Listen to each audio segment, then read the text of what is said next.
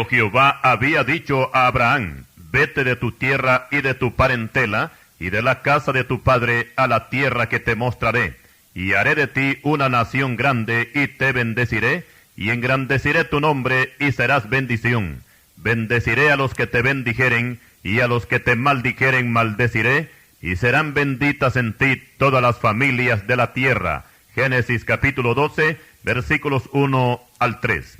Esa nación que iba a nacer de los lomos de Abraham sería conocida tanto en la Biblia como en la historia con el nombre de Israel.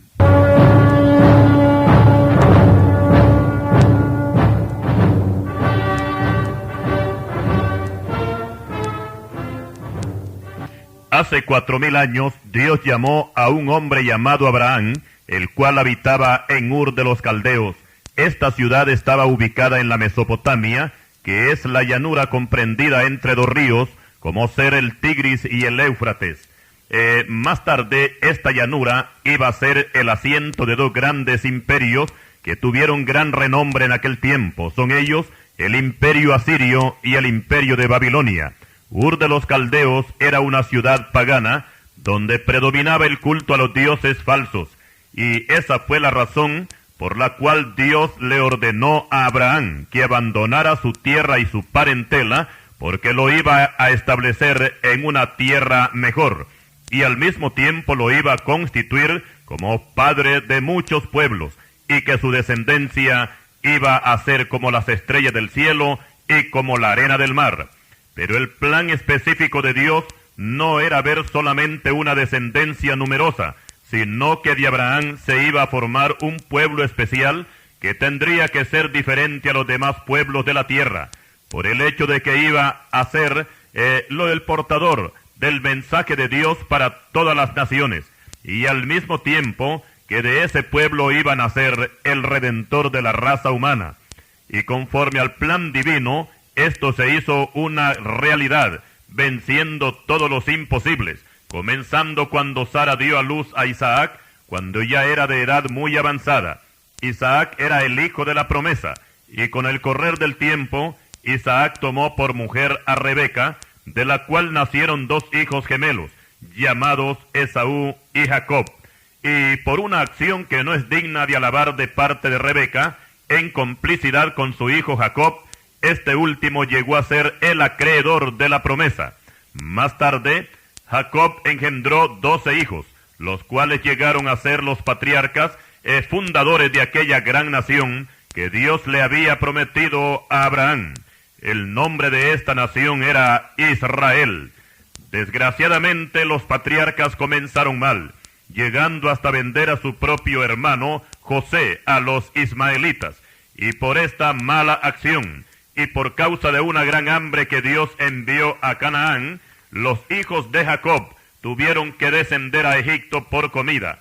Luego, allí se establecieron y se multiplicaron, para después ser atrapados por los egipcios, y estos los convirtieron en esclavos durante 430 años. Éxodo capítulo 12, versículo 40. Y por este trato que los egipcios dieron a los israelitas, Dios tomó venganza contra Faraón, contra el pueblo y contra los dioses egipcios, a tal grado que la maldición de Jehová, revelada en 10 terribles juicios, dejó destruido el imperio de los faraones. Luego Dios libra a su pueblo y lo conduce por el desierto, por medio de Moisés, hacia la tierra de Canaán. Pero en el trayecto ellos se rebelaron y perecieron, pero la descendencia de ellos logró entrar a la tierra prometida al mando de Josué. Ya estando en esa tierra, Dios se propuso gobernarlos personalmente, conocido este gobierno como la teocracia, y aunque se establecieron jueces, estos no tenían un mando general en la nación, y su trabajo principal era convocar al pueblo cuando los enemigos les declaraban la guerra. Hubieron 15 jueces en total, comenzando con Otoniel y terminando con el profeta Samuel. Todo este período de jueces duró aproximadamente 450 años. Libro de los Hechos, capítulo 13, versículo 20. Explicamos que la teocracia terminó, no porque Dios lo decidiera, sino porque el pueblo se cansó de que Dios los gobernara y en cambio pidieron un gobierno humano, tal como tenían las demás naciones. Primer libro de Samuel, capítulo 8, versículo 5. Y Dios les complació y les puso como primer gobernante a Saúl, el cual fue un total fracaso como gobernante, aunque se caracterizó por ser un hombre muy estricto y muy valiente en la guerra, pero cometió el fatal pecado de rebelarse contra Dios. Además de eso, consultó a una hechicera y Dios no solamente lo desechó, sino que le cortó la existencia de la tierra de los vivientes, al entregarlo en manos de los filisteos. Después Dios levantó un nuevo rey llamado David, el cual resultó mucho mejor que el primero, y aunque como humano cometió algunas faltas graves, todas sus demás acciones fueron excelentes, al grado que la Escritura lo identifica como el mejor rey que tuvo Israel y un hombre que fue escogido según el corazón de Dios. Primer libro de Samuel, capítulo 13, versículo 14 y Hechos 13, 22. Después de David ocupó el trono Salomón su hijo. Este se caracterizó por su gran sabiduría y por las grandes riquezas que Dios le dio. Y durante su gobierno no hubo guerras con las naciones vecinas. El nombre Salomón significa pacífico. Aunque al final de su reinado, siendo ya un hombre viejo, sus mujeres lo inclinaron a la idolatría y adoró dioses paganos. Y por esta causa, Dios dividió al pueblo de Israel. Y aquí podemos ver que el pecado no une, sino que divide. Israel permaneció unido por 120 años con los tres primeros gobernantes, ya que Saúl gobernó 40 años, Hechos 13:21. David reinó 40 años, primer libro de Crónicas 29, versículo 27, y Salomón reinó 40 años, primer libro de Reyes, capítulo 11 y versículo 42. A la muerte de Salomón, Israel quedó dividido en dos estados. Al norte quedó Israel formado por 10 tribus, cuya capital era Samaria. Al sur estaba Judá y Benjamín, cuya capital era Jerusalén. Samaria tuvo como primer gobernante a Jeroboam, el cual cambió a Jehová por los becerros, o sea que implantó un sistema de idolatría que poco a poco se fue incrementando hasta llegar a tener consecuencias desastrosas. Y aunque Dios los amonestó duramente por medio de los profetas Elías, Eliseo, Oseas y Amós, tanto los gobernantes como el pueblo no estaban en capacidad de obedecer los mandamientos divinos, y por esta causa Dios los enjuició, entregándolos en manos de los asirios. El rey Oseas fue el último que tuvo Samaria, y en el año 722 a.C., los asirios pusieron fin al estado del norte, e Israel fue llevado cautivo para Asiria. Por su parte, Judá, con su capital Jerusalén, tuvo como primer gobernante a Roboam, hijo de Salomón. Este fue un mal gobernante, al igual que la mayoría que le sucedieron en el puesto, pues de los 19 reyes que tuvo Jerusalén, solamente 6 hicieron lo bueno ante los ojos de Jehová. Son ellos Asa, Josafat, Joás, Amasías, Ezequías y Josías. Y de entre estos 6, el mejor fue Josías. Por su parte, Samaria no tuvo un rey bueno. De los 19 reyes que gobernaron, todos ellos hicieron lo malo ante los ojos de Jehová. Jerusalén también se rebeló contra Dios, y después de la muerte de Josías, subió al trono Joacim su hijo. Este fue un rebelde que menospreció la palabra de Dios, que fue enviada por medio del profeta Jeremías, y tomó el rollo que contenía dicha palabra, y la hizo pedazos con un cortaplumas, y después la echó al fuego. Libro de Jeremías, capítulo 26. Por esta causa, Dios lo entregó en manos del rey de Babilonia, y éste lo ató con cadenas y lo llevó prisionero. Después vino Joaquín, hijo de Joacim, a ocupar el trono, y solamente gobernó 3 meses, e hizo lo malo ante los ojos de Jehová, y también fue entregado al rey de Babilonia, y junto con su madre, sus mujeres y todos sus ministros, fueron llevados presos a Babilonia. Después de Joaquín, Nabucodonosor puso como rey a Sedequías, y este fue el último rey que tuvo Jerusalén, ya que también éste se rebeló contra Dios y afrentó duramente al profeta Jeremías. En este gobierno fue que Jeremías fue echado en la cárcel y también echado a una cisterna. La cisterna es un equivalente de un pozo malacate. Y por este mal proceder de este rey, Dios preparó la tercera y última incursión del rey de Babilonia, el cual vino y sitió la ciudad a los 9 años del reinado de Sedequías. Y en el año 11, o sea, los 2 años del sitio, se tomó la ciudad y le prendió fuego, destruyó el templo y todos los utensilios de oro, se los llevó como botín para Babilonia. También el rey Sedequías fue tomado prisionero y atado con grillos y con cadenas, y se le dictó sentencia, y ante su presencia fueron degollados todos sus hijos, y después a él le sacaron los ojos, y así sin ojos, y engrillado y encadenado, fue llevado a Babilonia. Libro de Jeremías, capítulo 39, versículos 1 al 7. Esta toma y destrucción de Jerusalén se llevó a cabo en el año 586 a.C., o sea, 136 años después de la caída de Samaria.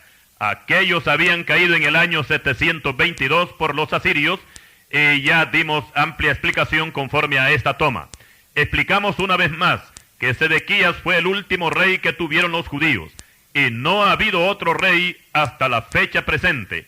Después de la cautividad en Babilonia, los judíos regresaron para reconstruir la ciudad, los muros y el templo, tarea que recayó sobre Esdras, Nehemías y Zorobabel, y respaldados por las palabras proféticas de Ageo y Zacarías.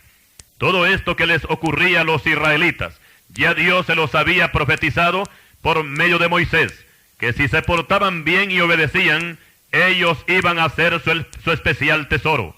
Pero si se portaban mal y eran rebeldes, los iba a castigar duramente, entregándolos en manos de los enemigos.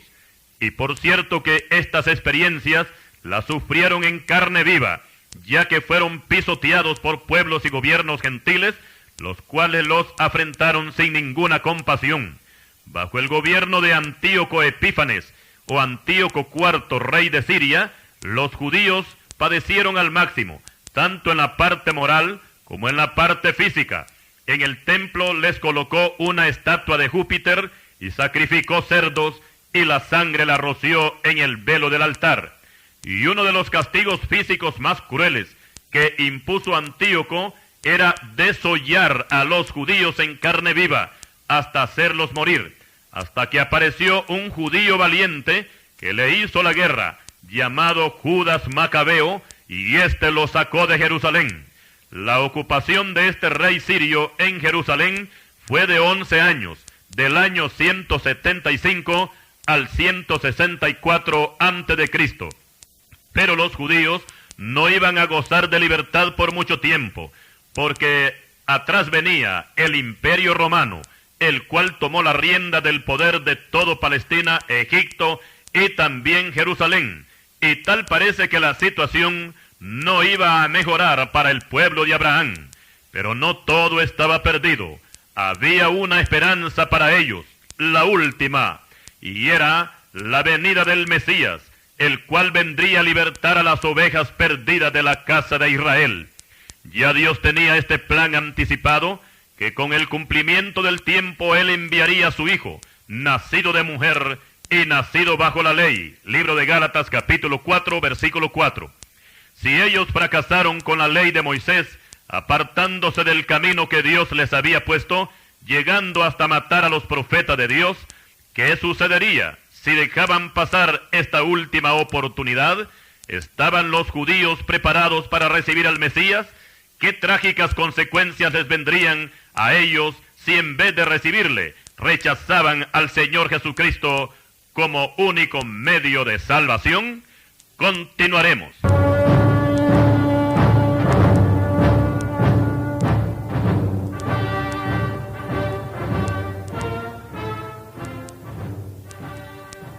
Y continuando con el tema sobre Israel, llegó el tiempo cuando Dios cumplió su promesa al enviar a su Hijo al mundo en un cuerpo de carne, hecho semejante a los hombres. Los ángeles dieron esta impactante noticia a los pastores en los campos de Judea, que había nacido un Salvador, que era Cristo el Señor. Lucas capítulo 2, versículo 8. Pero esta entrada de Cristo al mundo no fue alegría para Israel. Antes bien Jerusalén se llenó de miedo cuando oyeron la noticia que había nacido el rey de los judíos. Mateo capítulo 2, versículos 1 al 3. El pueblo no estaba preparado para este encuentro, y es el mismo Señor Jesucristo quien les dijo, cuando ya estaba para terminar su ministerio, precisamente 6 días antes de la crucifixión, cuando entró montado en un asno a Jerusalén, y cuando llegó cerca de la ciudad, al verla lloró sobre ella diciendo, «Oh, si también tú conocieses, a lo menos en este tu día lo que es para tu paz, mas ahora está encubierto de tus ojos, porque vendrán días sobre ti, cuando tus enemigos te rodearán con vallado, y te sitiarán, y por todas partes te estrecharán, y te derribarán a tierra, y a tus hijos dentro de ti, y no dejarán en ti piedra sobre piedra, por cuanto no conociste el tiempo de tu visitación». Lucas capítulo 19, versículos 41 al 44. Esta falta de conocimiento los llevó no solamente a rechazar al Mesías, sino que también rechazaron su mensaje y lo condenaron a muerte. Ya el Señor Jesucristo había adelantado los hechos por medio de una parábola, cuando habla de una viña donde el dueño envía a sus siervos, que en este caso son los profetas en el Antiguo Testamento, que en respuesta a su mensaje, lo que recibieron fue la muerte. Entonces el Señor de la viña dijo, ¿qué haré? Enviaré a mi hijo amado. Quizá cuando le vean a él, le tendrán respeto. Mas los labradores discutían entre sí diciendo, este es el heredero, venid, matémosle, para que la heredad sea nuestra. Y le echaron fuera de la viña, y le mataron. ¿Qué pues les haré? Dice el Señor de la viña, ¿qué les haré a estos labradores? Vendrá y destruirá a estos labradores, y dará su viña a otros. Cuando ellos oyeron esto, dijeron, Dios nos libre. Luego el Señor les hace ver que Él es ese hijo, a quien los labradores matarían, y que los labradores malvados son ellos.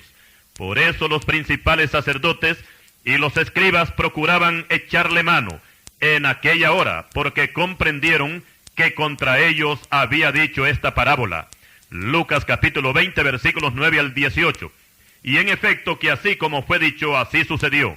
El profeta Isaías nos dice que la viña es el pueblo de Israel. Isaías 5:7. Y el día de la crucifixión, Cristo fue sacado de la ciudad y conducido hacia el Gólgota para darle cumplimiento a la parábola que él había pronunciado antes.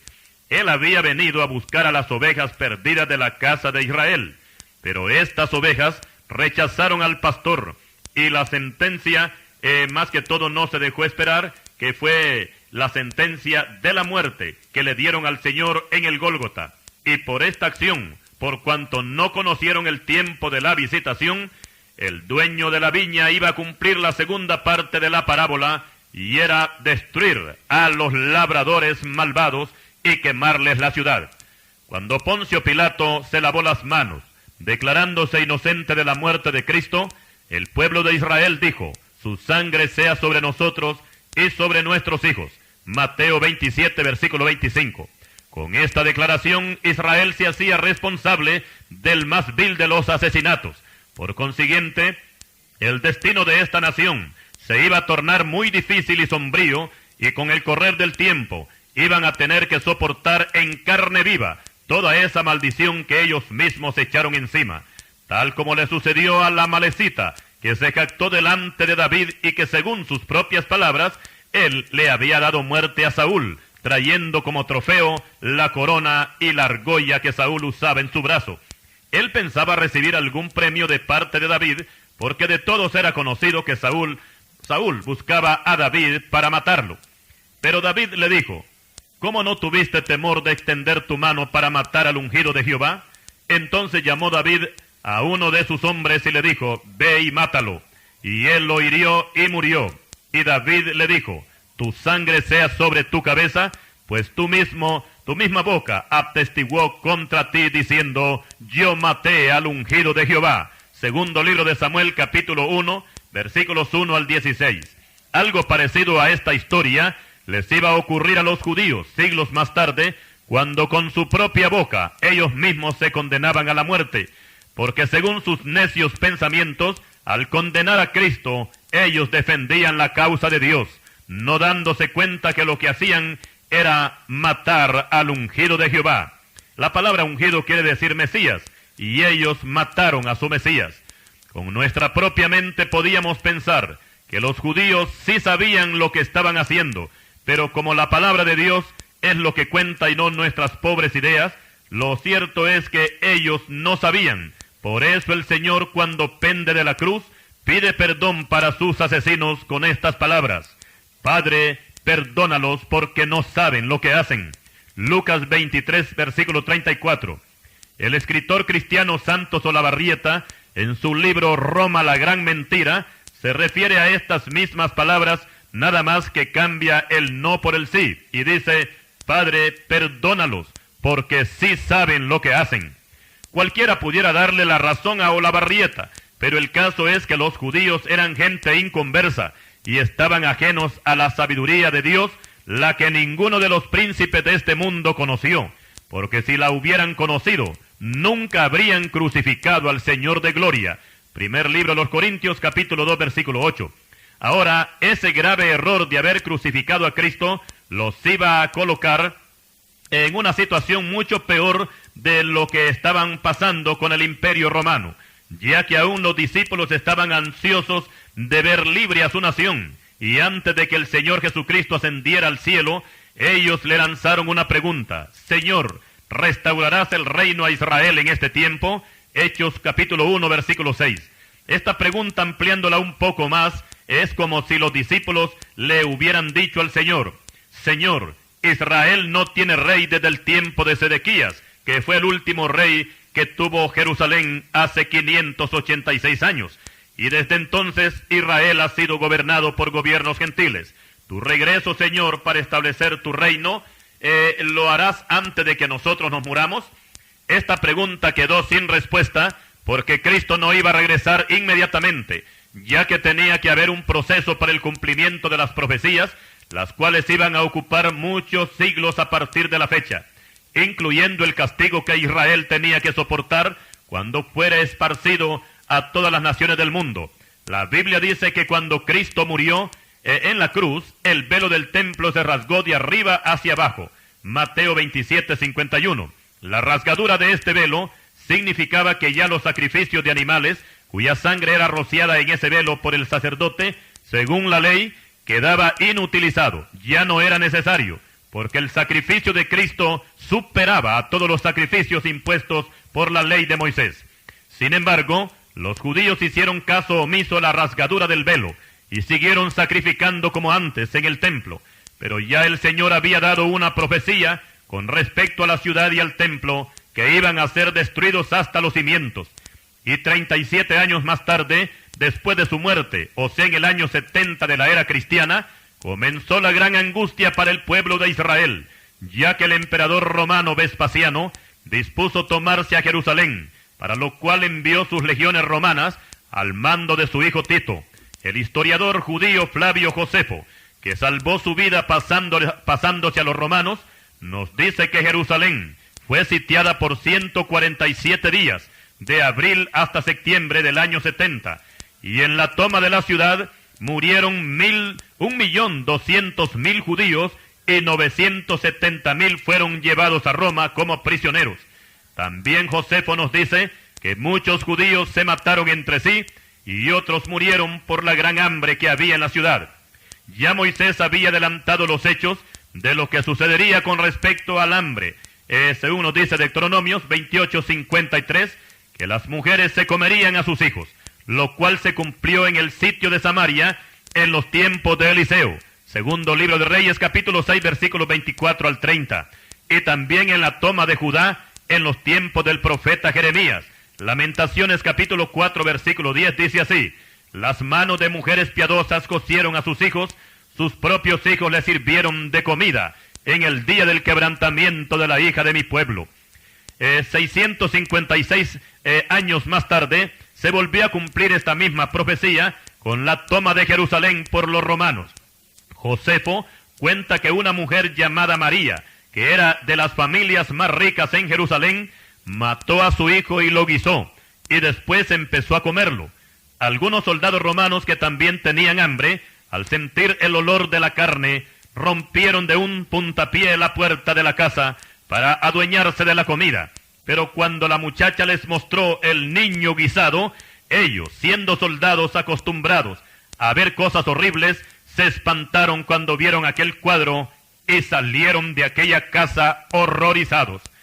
Y con respecto al trato que los soldados daban a los judíos, Josefo sigue diciendo que estos eran azotados cruelmente y atormentados de muchas maneras antes de morir, y finalmente eran colgados en cruces delante del muro, y eran tanto los muertos que llegó el momento cuando ya no había espacio para colgarlos.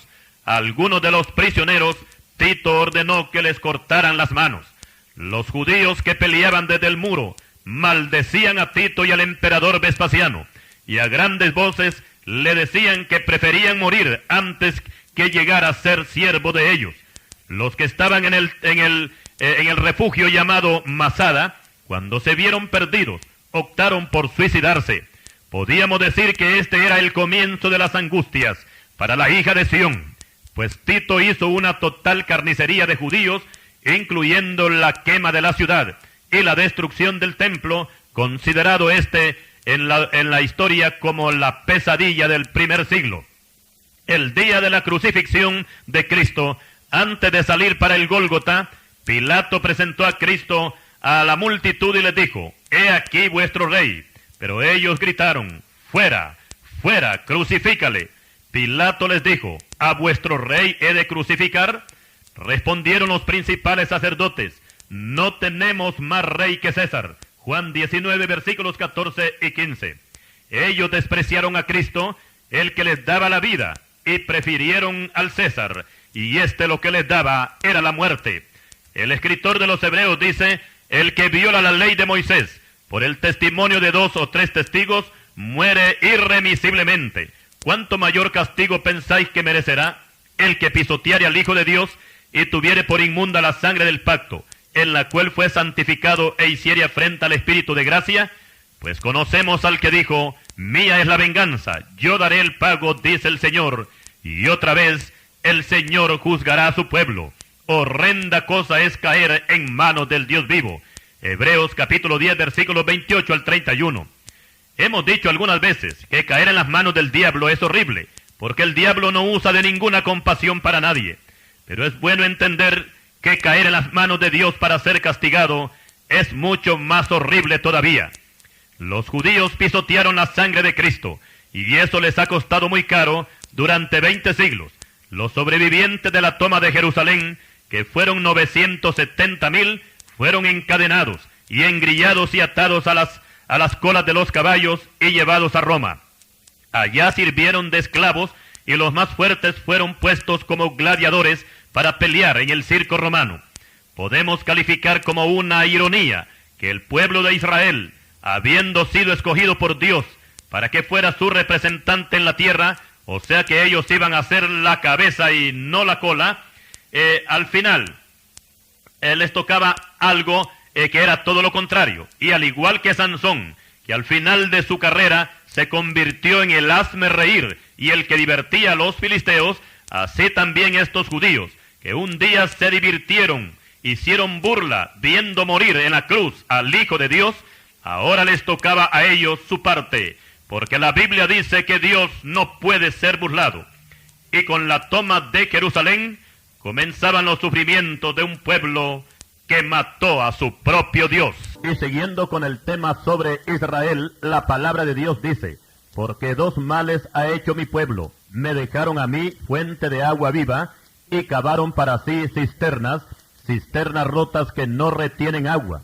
Es Israel siervo, es esclavo, porque ha venido a ser presa, los cachorros de león rugen contra él, alzaron su voz, asolaron su tierra, quemadas están sus ciudades sin morador».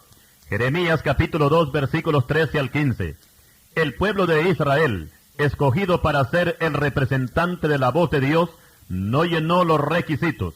Su obstinación hacia el paganismo los apartó del Dios verdadero, y sirvieron a los dioses cananeos, provocando de esta manera la ira de Dios sobre ellos. Y por supuesto que esta actitud idolátrica iba a tener sus repercusiones en las generaciones posteriores, ya que Dios había hablado con anticipación por medio de Moisés lo que le ocurriría a todo aquel que, conociendo la verdad, luego se aparta de ella. Y dice así la palabra: y Jehová enviará contra ti la maldición, quebranto y asombro en todo cuanto pusieres mano e hicieres, hasta que seas destruido y perezcas pronto, a causa de la maldad de tus obras, por las cuales me habrás dejado. Deuteronomios 28:20.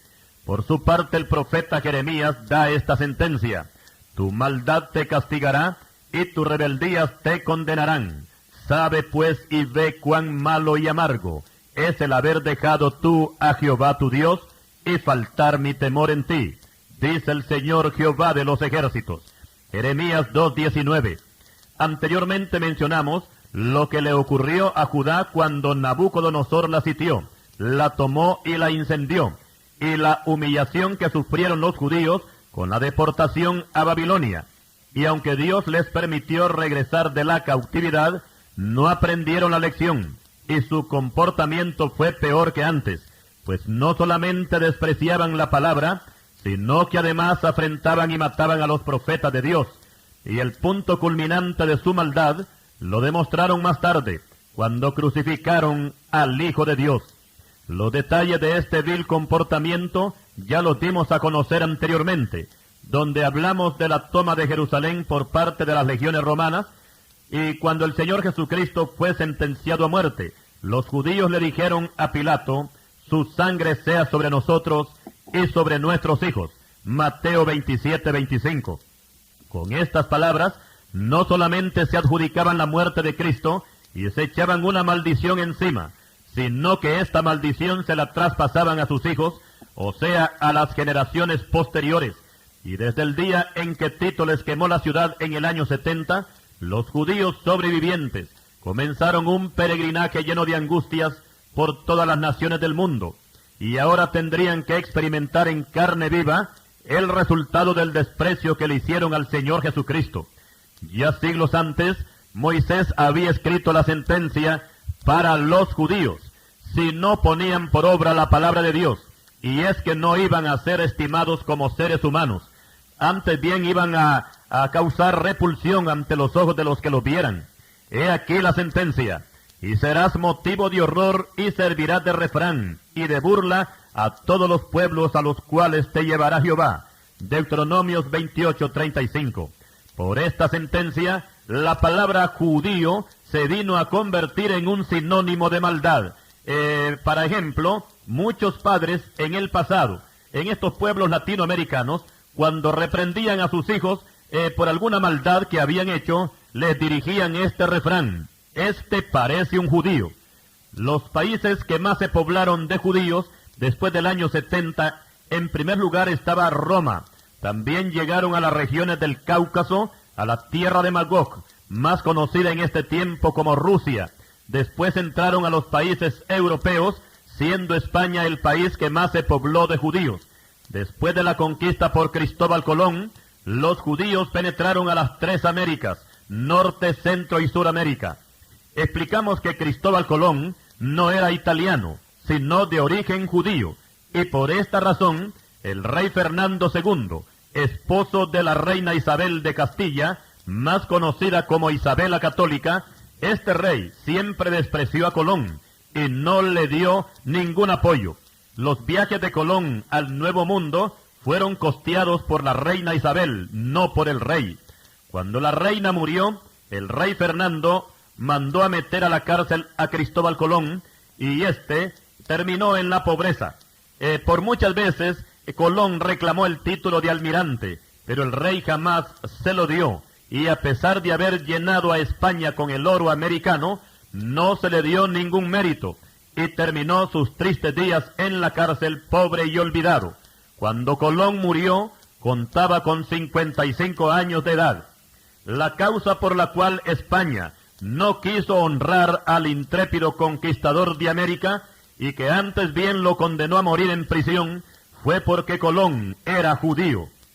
Esto quería decir que la sentencia bíblica se había cumplido al pie de la letra. Y a pesar de que los judíos hacían progresar a los países donde llegaban, siempre eran marginados por causa de su raza. Solamente tenemos que comenzar a leer el libro de Éxodo para darnos cuenta que Israel fue quien engrandeció a Egipto. Los hebreos no solamente hacían ladrillo, sino que también habían excelentes ingenieros que construían ciudades. Libro de Éxodo capítulo 1 versículo 11. Y la causa por la cual Faraón no quería soltarlos no solamente era por rebelarse contra Jehová, sino que sabía que al dejar ir a los esclavos se le iba la mano de obra y Egipto quedaba en ruinas. No podemos negar y tenemos que admitir sin ninguna clase de parcialismos que los judíos son la gente más inteligente del mundo. Y si hoy gozamos de algunos inventos y descubrimientos que dándoles buen uso han traído mucho bien a la humanidad, todo esto se debe en su mayoría a judíos y cristianos evangélicos. Y es que Dios había dado una promesa a Abraham, y era que su descendencia iba a ser bendición para todas las familias de la tierra. Génesis 12:3. Y con el correr del tiempo, esta promesa se ha hecho una realidad. Y aún los médicos más famosos que hubieron en los siglos pasados, la historia confirma que eran de la raza judía. Y el caso es que esta raza siempre ha sobresalido en el mundo, ya sea para bien o para mal. Y comenzando con el bien, tenemos a los profetas bíblicos, que todos ellos eran judíos. Los 12 apóstoles del Señor Jesucristo, y todos los que comenzaron, o sea, los integrantes de la iglesia primitiva, todos ellos eran judíos, incluyendo al gran apóstol Pablo, autor de la mayor parte de las epístolas del Nuevo Testamento. También era judío el apóstol Pablo. Y si nos trasladamos a la época contemporánea, tenemos a Sigmund Freud, conocido como el padre de la psicología. En filosofía, según los entendidos, nadie ha superado al judío Spinoza. En arte moderno, nadie ha superado al judío Marcos Chagall. En el arte teatral y en la comicidad, tenemos al judío Charles Chaplin, conocido como el padre de todos los cómicos, el padre del socialismo científico y la ideología materialista fue el judío Carlos Marx. El más connotado de todos los científicos del siglo XX fue el judío Albert Einstein, considerado como el padre de las ciencias físicas por sus descubrimientos acerca del átomo. Por otra parte tenemos al judío convertido al cristianismo William Booth, que en el siglo pasado fundó en Inglaterra la mejor organización evangélica conocida con el nombre de Salvation Army, en español, el Ejército de Salvación, y que además de predicar el evangelio, una de sus actividades sociales es recoger ropa usada y donarla a todos los países pobres del mundo. Y hablando de cine moderno, como director de películas en Hollywood, nadie ha podido superar al judío Steven Spielberg. Una de sus últimas películas fue La lista de Schindler, donde da a conocer algunas interioridades de lo que ocurrió en el Holocausto nazi. Pero no queremos cerrar esta lista de connotados judíos sin mencionar al más grande de todos ellos, el que por 20 siglos ha acaparado la atención del mundo entero. Su nombre, Jesús de Nazaret, el cual ha transformado la vida de millones de pecadores a lo largo de la historia. Su oratoria era tan impactante que aún los alguaciles que habían sido enviados para tomarle prisionero se sintieron totalmente desarmados cuando lo oyeron hablar. Y cuando fueron reclamados por los fariseos y sacerdotes, ¿por qué causa no lo habían traído? Ellos, los alguaciles, respondieron, porque jamás hombre alguno ha hablado como este hombre. Juan capítulo 7. Él fue el máximo exponente de la predicación evangélica, el que socorrió a las multitudes desamparadas, el que sujetó a los demonios y da vida a todo aquel que en él cree. Y volviendo al pueblo de Israel, Dios le concedió a los judíos que aún en su destierro ellos iban a hacer bendición a los países a donde tenían que llegar. Como ejemplo tenemos a los 15 países que integraban a la Unión Soviética y cuyo país principal era Rusia. Todo el poderío mundial que adquirió la Unión Soviética fue por causa de los judíos. Los que conocen de historia saben que los cosacos, que son los rusos originales, esta gente carecían totalmente de educación y de preparación académica. Su patrimonio principal era criar caballos y hacer guerra. Pero cuando llegaron los judíos, el ambiente cambió. Y luego Rusia tuvo un desarrollo extraordinario, al grado de llegar a lanzar el primer hombre al espacio el 12 de abril de 1962 a Yuri Gagarin. La ex Unión Soviética se caracterizó por el fuerte armamento que poseía y que en verdad diremos que posee actualmente. Y aunque el imperio soviético ya está desintegrado, en las décadas pasadas ningún analista de las situaciones de guerra en el aspecto mundial le vaticinaba triunfos a los Estados Unidos si se enfrentaba a una guerra con la Unión Soviética, porque según los entendidos, en lo que se refiere a implemento de guerra, en lo único que Estados Unidos supera a Rusia es en helicópteros. Pero cuando entró como gobernante Mikhail Gorbachev, este puso a funcionar un nuevo sistema conocido como la perestroika, que quiere decir al español cambio. Y fue en este gobierno que Dios empezó a abrir la puerta para que los judíos salieran de la Unión Soviética hacia la tierra de Israel. Cuando Gorbachev autorizó las visas, las oficinas de inmigración fueron abarrotadas por miles de judíos que querían salir, y los vuelos empezaron a funcionar día y noche con rumbo a Tel Aviv. Cuando la mayoría de los judíos habían salido, oiga y preste atención a esto, cuando la mayoría de los judíos habían salido, la Unión Soviética cayó estrepitosamente. Su derrumbe se llevó a cabo en diciembre de 1989 y al mismo tiempo se produjo la desintegración de los 15 países que formaban la potencia soviética. ¿Y qué diremos de los Estados Unidos, donde actualmente hay más de 6 millones de judíos? Todos sabemos que Estados Unidos es una potencia principalmente en el aspecto económico. Pero, ¿quién le ha dado la supremacía a este país? Los judíos, porque ellos son los dueños de las principales factorías o fábricas y son los principales accionistas en la bolsa de valores en Wall Street. Los que conocen de historia saben que los verdaderos norteamericanos, los originales, son los que descienden de las tribus indígenas, como los Pieles Rojas, los Sioux, los Cheyennes, y estas personas raras veces ocupan un puesto de importancia en el gobierno o en la empresa privada. Los entendidos en materia económica pronostican que si los judíos americanos se fueran para Israel, al siguiente día los Estados Unidos dejarían de ser potencia.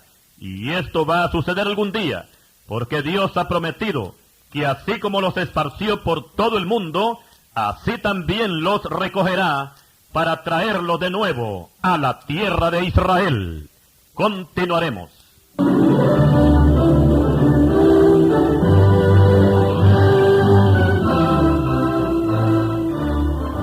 La nación de Israel, según su comportamiento, ha tenido muchos símbolos en la Escritura.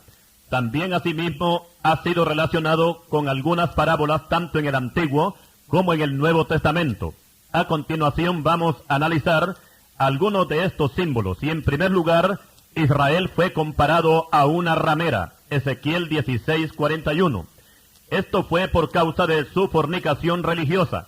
O sea, que cambiaron a Dios por los ídolos, violando de esta manera los 2 primeros mandamientos de la santa ley de Dios, que dicen que no tendrás dioses ajenos y no se harán imágenes de ninguna clase y no se inclinarán a ellas. Éxodo 20, versículos 1 al 6. El caso de Israel es diferente a las demás naciones paganas, porque éstas no conocían al Dios verdadero. El ejemplo lo tenemos cuando Faraón le contestó a Moisés: ¿quién es Jehová para que yo oiga su voz y deje ir a Israel? Yo no conozco a Jehová, ni tampoco dejaré ir a Israel. Éxodo 5, versículos 1 y 2. Egipto no conocía a Jehová, pero Israel sí lo conocía muy bien, porque cuando la situación se puso caótica para ellos por causa del maltrato que recibían como esclavos en Egipto, entonces clamaron al Dios que conocían. Y Dios mismo le dice a Moisés: El clamor, pues, de los hijos de Israel ha venido delante de mí, y también he visto la opresión con que los egipcios los oprimen. Éxodo 3:9. Después de la salida de Egipto, Dios les dio mandamientos y leyes, por lo cual hasta podían sentirse, diríamos, orgullosos de que Dios les confiara su palabra, tal como lo dice el apóstol Pablo en Romanos 3, versículos 1 y 2. Pero tal parece que la mente se les cambió, y en una forma voluntaria cambiaron a Dios por el becerro de oro. Luego se agregaron otros dioses más, al grado que en el tiempo de los reyes, todo Israel con Jerusalén se habían llenado de dioses. Solo recordemos al rey Acab y su malvada esposa Jezabel. Por esta fornicación pagana fue que Israel se ganó el título de ramera. Y debemos de recordar que la idolatría trae consigo otros males, o como dijéramos, que el que viola el primer mandamiento de la santa ley de Dios automáticamente está violando los otros 9. Por esa razón, en Israel se perdió el sentimiento humanitario, y lo que prevalecía era el robo y la violencia, el soborno y el asesinato. En Isaías 1, versículo 21 encontramos estas palabras dirigidas a Jerusalén. ¿Cómo te has convertido en ramera, oh ciudad fiel? Llena estuvo de justicia, en ella habitó la equidad, pero ahora los homicidas. Por su parte el profeta Jeremías se lamenta y dice, porque oí una voz como de mujer que está de parto, angustia como de primeriza, voz de la hija de Sión que lamenta y extiende sus manos diciendo, ay ahora de mí, que mi alma desmaya a causa de los asesinos. Jeremías 4:31. Israel tuvo que pagar muy caro el haber cambiado la verdad por la mentira, y esta fue la causa para que Dios los entregara en manos de sus enemigos. Israel cayó en manos de los asirios y Jerusalén en manos de los babilónicos, y ese fue el pago que recibieron por haberse apartado de su Dios. Otro simbolismo que encontramos es que Israel es comparado con una viña. Una viña es un lugar fértil donde se siembran parras de uvas, pero Israel no dio uvas buenas sino malas. No se dejó cultivar por los predicadores, que en este caso eran los profetas de Dios, a quienes afrentaron y mataron. Por eso Cristo les dice a los israelitas, serpientes, generación de víboras, ¿cómo escaparéis de la condenación del infierno? Por tanto, he aquí yo os envío profetas y sabios y escribas, y de ellos a unos mataréis y crucificaréis, y a otros azotaréis en vuestras sinagogas, y perseguiréis de ciudad en ciudad, para que venga sobre vosotros toda la sangre justa, que se ha derramado sobre la tierra, desde la sangre de Abel el justo, hasta la sangre de Zacarías, hijo de Berequías, a quien matasteis entre el templo y el altar. Mateo 23, versículos 33 al 35. Luego el Señor añade que la viña será quitada de los judíos y dada a gente que produzca buenos frutos. Lucas 20, versículos 9 al 16. Esta misma parábola se encuentra en Isaías capítulo 5, del versículo 1 al 7, donde el profeta dice, ciertamente la viña de Jehová de los ejércitos es la casa de Israel. Y los hombres de Judá, planta deliciosa suya, esperaba juicio, y aquí vileza, justicia, y he aquí clamor. Por otra parte, también Israel es comparada con una vasija de barro que se echó a perder en las manos del alfarero. Jeremías 18, versículos 1 al 6. Cuando Dios formó al primer hombre, no escogió para formarlo bronce, hierro, acero, granito o diamante, sino que escogió el barro, o sea, el material más frágil que fácilmente puede romperse. Pero este barro en las manos de Dios llegó a tener un valor extraordinario, al grado que Dios puso en él su imagen y su semejanza. Si el hombre hubiese sido formado de un metal irrompible y fuerte, entonces Dios lo hubiera abandonado a su suerte, porque iba a ser capaz de defenderse por sí solo. Pero su existencia duraría hasta donde le llegarían las fuerzas, y ahí terminaría la vida para el hombre.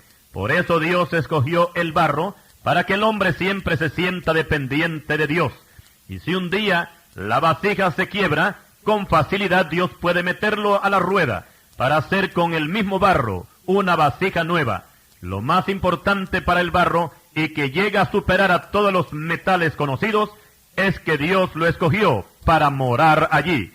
O como lo dijera mejor el apóstol Pablo, que nosotros tenemos este tesoro a Cristo en vaso de barro, para que la excelencia del poder sea de Dios y no de nosotros. Segunda de Corintios 4:7.